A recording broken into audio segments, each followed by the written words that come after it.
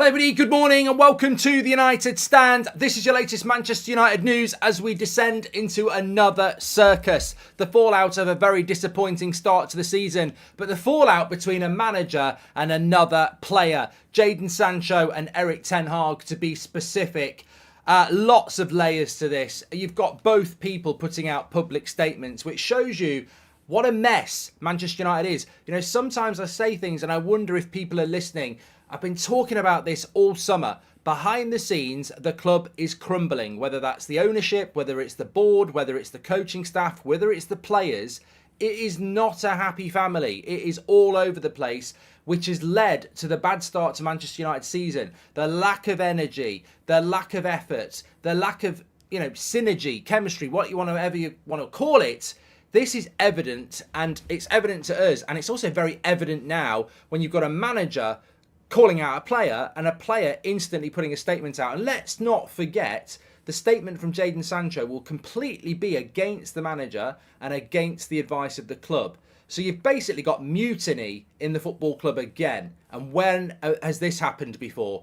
Every bloody year for the last decade. So look, I am going to get into this now. We'll go through the comments. You can get your comments in below on what do you think. I suppose the question is, where do you sit on this? Who do you blame? Because someone has to be blamed for this. It's another embarrassment when we should be talking about the state of the club, the result yesterday, and actually we've got an internal argument again. There is no community in Manchester United. There is no camaraderie. It is all falling apart. And the thing that worries me, and I said this last night on Twitter, is there are players in that football club who've burnt a manager before. Some of them have burnt two.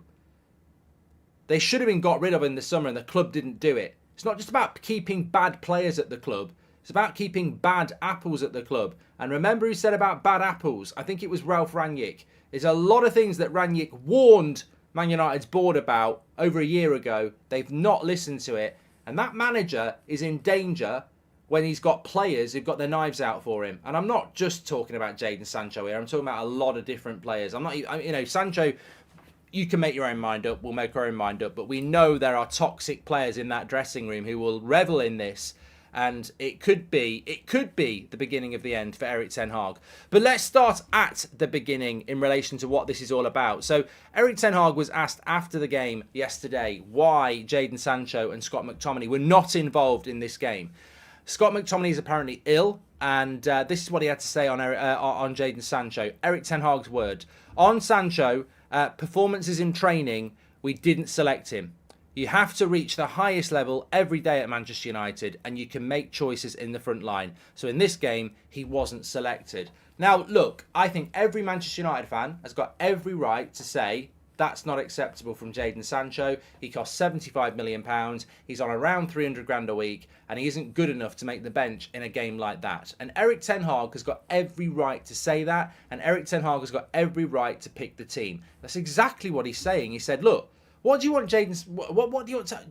What do people want Erik ten Hag to do in this situation? Lie? He was ill. He's got an injury. I mean, if Jadon Sancho's unhappy he's been dropped, he's probably going to put a statement out to say he wasn't ill and he's not injured either. So I don't know what Erik ten Hag is supposed to do in that situation. If he says no comment, people start thinking about the 3 months Sancho missed last year. I've heard people saying Sancho, ten Hag shouldn't throw Sancho under the bus.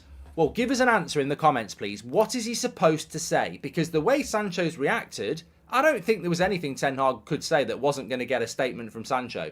If he's not ill and he's not injured, he shouldn't lie about it. If he says no comments, it's even worse. I think he's said what he's had to say. And this is why it's important sometimes to think over something. I said this about the sale news on Saturday night. I waited until Sunday purposely, and I've waited till this morning purposely, because I don't know what ten Hag is supposed to do. And ultimately, when you read that comment back, he's basically saying a footballer hasn't had a good week in training compared to Garnacho, Pellistri, Rashford and Antony. He can't put 3 wingers on the bench. And ultimately, as a manager of Man United, he obviously thinks that Rashford, Antony, Garnacho and Pellistri this week are ahead of Sancho. And you get United fans saying Pellistri should be given more game time. So I don't have a problem with it. effectively, Ten Hag hasn't said Jadon Sancho is the worst player in the world, I don't want him at the club. He's basically said, based on his training performance, he's not ahead of the people I've picked this week. Well, I don't really have a problem with that. What are we saying? Jadon Sancho should get picked on reputation. Jadon Sancho should get picked because he played okay as a false nine in pre-season. Jadon Sancho should get picked because he's on 300 grand a week. I don't actually agree with that. I don't agree with that at all. And I think Ten Hag has got every right to answer that question in that way. The bigger issue we'll talk about in a minute is the fact that Ten Hag doesn't want Sancho at Man United and has to keep a player he didn't buy. And that's the real problem here. It's the ownership, it's the board, it's the Mertes, it's the Arnolds who say to Ten Hag, you can't sell that player, and create the player power vacuum that we've seen before with Pogba and Mourinho and other managers. This is down to bad ownership. Pep Guardiola would not be in this position at Manchester City. Jurgen Klopp would not be in this position at Liverpool. Arteta was not in this position at Arsenal. People like Ozil, Aubameyang were removed very quickly and the manager was backed. This is the big argument here. It's not about whose side you're on, Sancho or Ten Hag. You should only be on one side, and that's the manager. The manager must be allowed to manage. Whether you agree with him or not, there's no point in having a manager if you don't let them manage. I look back on the mistakes I made with Mourinho, and if he wanted rid of Pogba and Martial, even though I disagreed with that at the time, he should have been allowed to get rid of them. Because ultimately, if he gets rid of them and then he gets the sack, you go, that's another reason he got the sack. So Ten Hag should be allowed to get rid of the Maguires and the McTominays and the Jadon Sanchos and the Donny van der Beeks. He shouldn't be sat with those four players going into an important season because he doesn't want them.